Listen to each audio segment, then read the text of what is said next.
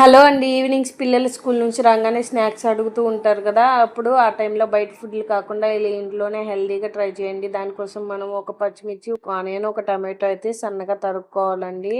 ఇది పిల్లలకి చాలా హెల్తీ అండ్ స్నాక్ ఫీలింగ్ అయితే ఉంటుంది. నీట్‌గా కట్ చేసుకున్నాక ఒక కడాయి పెట్టి ఆయిల్ హీట్ చేసేసుకొని ఇందులోకి 2 టేబుల్ స్పూన్ పల్లీలు, తాలింపు దినుసులు యాడ్ చేసి ఇవి మంచిగా ఫ్రై అయ్యాక మనం కట్ చేసుకున్న ఉల్లిపాయలు, పచ్చిమిర్చి కూడా యాడ్ చేసి అంతా ఒకసారి కలుపుకోవాలి.